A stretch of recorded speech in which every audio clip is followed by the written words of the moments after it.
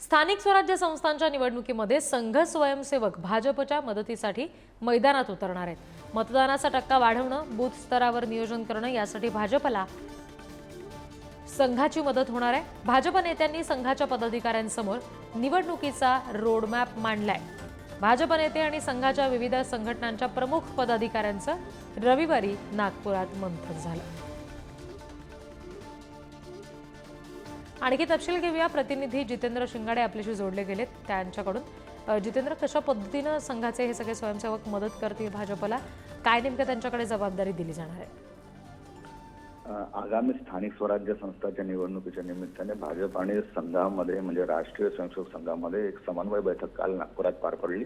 नागपूरच्या रेशीमबाग येथील डॉक्टर हेडगेवार स्मृती भवनात ही पार पडली आणि यामध्ये मुख्यमंत्री देवेंद्र फडणवीस यांच्यासह केंद्रीय मंत्री नितीन गडकरी, सुधीर मुनगंटीवार, भाजपचे विदर्भातील सर्व आमदार, खासदार आणि प्रमुख पदाधिकारी जे आहेत ते भाजपकडून उपस्थित होते। तर संघाकडून जवळपास त्यांच्या सर्व संघटनांचे पदाधिकारी, विदर्भस्तरीय राम पोटशेट्टीवार यांच्यासह राजेश लोया यांच्यासह इतरही पदाधिकारी उपस्थित होते। ही जी महत्त्वाची समन्वय बैठक होती। या बैठकीमध्ये सरकारच्या योजना जनतेपर्यंत पोहोचवण्याच्या सूचना देण्यात आलेल्या आहेत आणि ही मॅरेथॉन बैठक सकाळी 8:30 वाजेपासून दुपारी 4 वाजेपर्यंत बैठक पार पडली।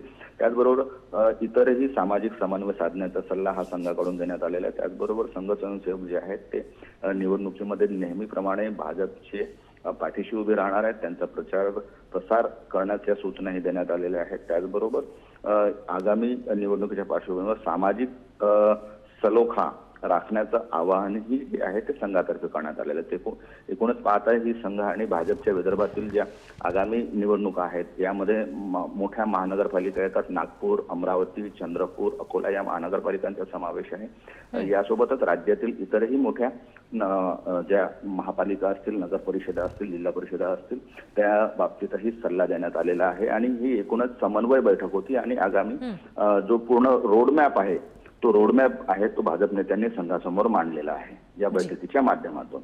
रिद्धी, धन्यवाद सगळ्या तपशिलांसाठी जितेंद्र।